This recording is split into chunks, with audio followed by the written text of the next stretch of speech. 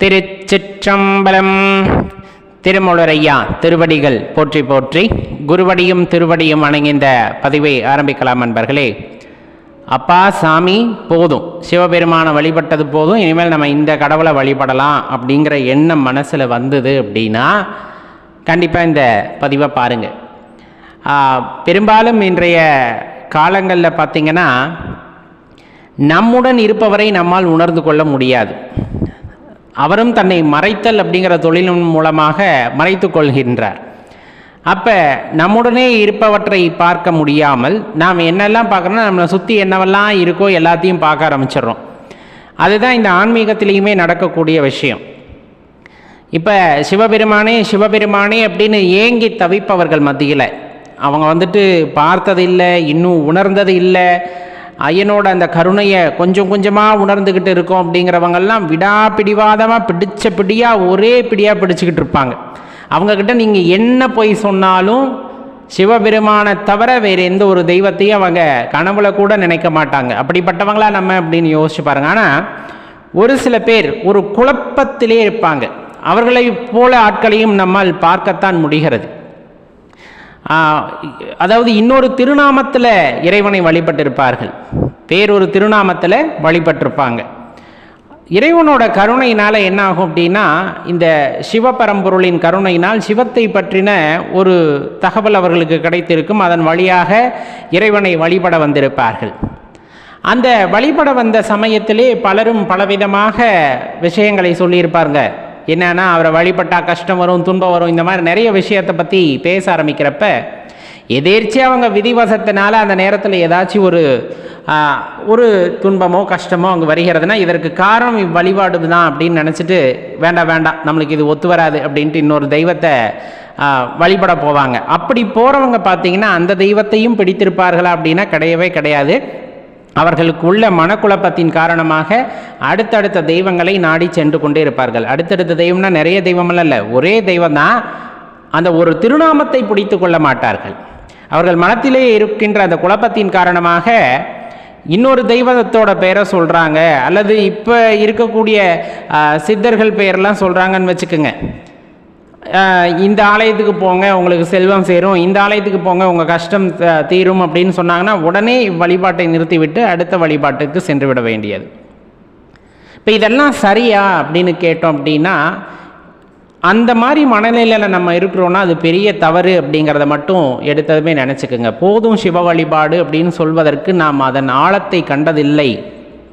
போதும் சிவ வழிபாடுன்னு சொல்கிற அளவுக்கு நம்ம சிவ வழிபாட்டோட ஆழத்தை கண்டதில்லை. அதை கடற்கரை ஓரமாக நின்றுக்கிட்டு கடற்கரையை பார்த்து ரசித்திருக்கிறோம், கடல் அலையை பார்த்து ரசித்திருக்கின்றோம்.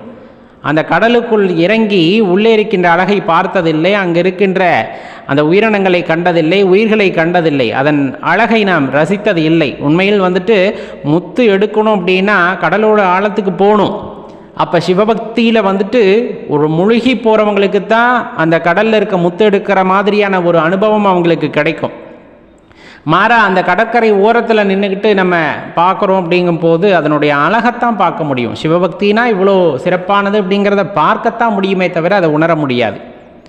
இது பெரிய பெரிய சான்றோர்கள் எல்லாம் கூறுவது. அப்போ நம்ம என்ன பண்ணணும் அப்படின்னா, அதன் அடியாளத்தை உணர்வதற்கு தெரிந்து கொள்வதற்கு முயற்சி செய்ய வேண்டும்.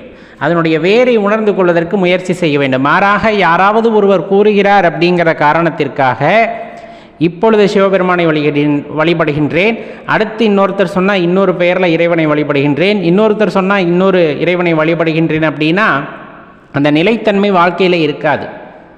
அவர்களெல்லாம் என்ன விஷயத்தை எதிர்பார்க்கிறார்கள் என்றால் பொன் பொருள் வேண்டும் அப்படிங்கிற மனநிலையில் இருக்கக்கூடியவர்களாக இருப்பார்கள். நிம்மதி எங்கே போனால் கிடைக்கும் அப்படின்னு எதிர்பார்க்கக்கூடியவர்களாக இருப்பார்கள். தன்னிடம்தான் நிம்மதி இருக்கிறது என்று உணர்ந்த ஒருவரால் தான் சிவ வழிபாட்டை தொடர்ந்து செய்ய முடியும். அந்த நிம்மதியை உணர்ந்து அமைதியை உணர்ந்து அந்த அமைதியிலே தொடர்ந்து நீடித்திருக்கும் பொழுதுதான் சிவ வழிபாட்டை தொடர்ந்து செய்ய முடிகிறது. அவ்வாறு செய்யப்படுபவர்களுக்கு தான் ஒவ்வொரு படிநிலையாக கடந்து அவர்களுக்குமே எடுத்ததுமே இறைவன் உணர்த்தி விடுகிறாரானா கிடையாது. அவர்கள் பக்குவப்பட வேண்டும், அவர்கள் இல்லம் பண்பட வேண்டும், ஒரு நிலையை எட்ட வேண்டும். அவ்வாறு எட்டிய பிறகுதான் அவர்களுக்கு அடுத்த படிநிலையை பற்றி சிவபெருமான் எடுத்துரைக்கின்றார். தனது அடியார் பெருமக்கள் மூலமாக, குருவின் மூலமாக அல்லது தானே குருவாக இருந்து எடுத்துரைக்கின்றார்.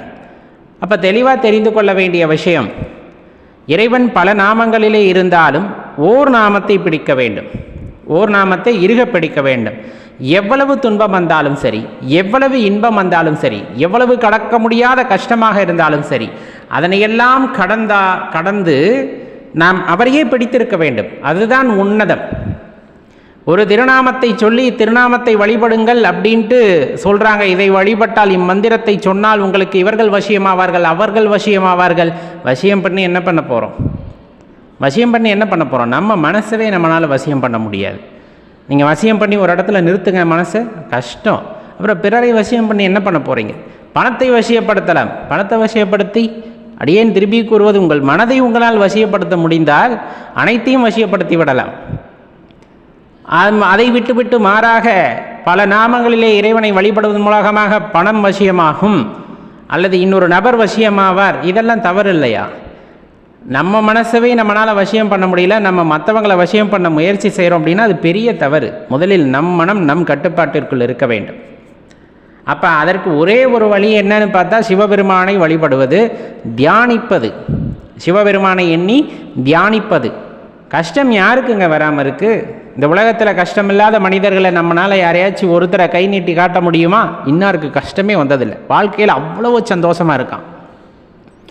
அவனுக்கு துன்பம்னா என்னன்னே தெரியாது, எப்போவுமே சிரிச்சுக்கிட்டே இருக்கான். யாரையாச்சும் ஒருத்தர் அவங்களால காமிக்க முடியுமா? ரொம்ப கஷ்டங்க. கோடி கோடியாக பணம் இருக்குது, காரில் போகிறாரு வர்றாரு, சொந்த பந்தங்கள் எல்லாம் சூழ இருக்கார். நீங்கள் என்ன சொன்னாலும் அந்த மனுஷனை கூப்பிட்டு கேட்டிங்கன்னா அந்த மனுஷனுக்குள்ளே ஒரு கஷ்டம் இருக்கத்தான் செய்யும். மனிதனாக பிறந்து விட்டாலே அவன் எதிர்பார்ப்புக்கு உள்ளாகின்றான். எதிர்பார்ப்பு அப்படின்னு இருக்கு ஒருத்தனுக்குன்னா அங்கே கஷ்டம் இருக்கத்தான் செய்யும். அவனுடைய எதிர்பார்ப்பு எந்த அளவுக்கு அதிகமாக இருக்கிறதோ அந்த அளவுக்கு கஷ்டமும் அதிகமாகத்தான் இருக்கும். அந்த எதிர்பார்க்கின்ற மனநிலையிலிருந்து தாண்டி நின்று யதார்த்தத்தை புரிந்து கொண்டு, பார்ப்பவை எல்லாம் இறைவன் நமக்காக படைத்தவை, ஆனால் அதை கடந்து செல்ல வேண்டும், பார்த்து கடந்து செல்ல வேண்டும் என்ற எண்ணம் யாருக்கு வருகிறதோ அப்போ அவங்க மனசில் அந்த எதிர்பார்ப்பு குறைந்து விடுகிறது. எதிர்பார்ப்பு குறையும் பொழுது அந்த கஷ்டமும் குறைந்து விடுகிறது. அதுக்குத்தான் எப்போவுமே சொல்கிறது, பிடிச்சா உடும்பு பிடியாக பிடிக்கணும். யாரை? சிவபெருமான உடும்பு பிடியாக பிடிச்சுக்கணும். அவர் அமைதியாக இருக்கவர் தான், சிவனையேன் இருக்கிறவர் தான். அவரை பிடிக்கும்போது அவரே எட்டி உதைத்தால் கூட, விடு என் காலை அப்படின்னு எட்டி விதித்தாலுமே கூட அடியேன் கூறுவது, ஐயன் அப்படி செய்ய மாட்டார். உதாரணத்திற்கு சொல்கின்றேன், விடு என் காலை அப்படின்னு ஐயன் எட்டி உதைத்தால் கூட அவர் உதைத்த அந்த தன்மையிலும் கூட அவர் காலை விடாத பிடியாக நாம் பிடித்திருக்க வேண்டும். அப்படிப்பட்ட பக்தியாக இருக்கணும். அப்போ தான் அந்த பக்தியில் ஒவ்வொரு நிலையாக மேலே போக முடியும். என்னதான் பண்ணாலும் நம்மளை விட்டு போக மாட்டேங்கிறாரே அப்படிங்கிற அந்த ஒரு எண்ணம் இறைவனுக்கு வரும். அப்போ தான் உங்களுக்கு அல்லது நமக்கு அந்த உணர்தலை இறைவன் ஏற்படுத்துகின்றார். ஏதோ ஒரு நொடி பொழுதில் கண்டிப்பாக செய்வார். ஏன்னா எல்லாமே நீ தான் அப்படின்ட்டு இருக்கோம்.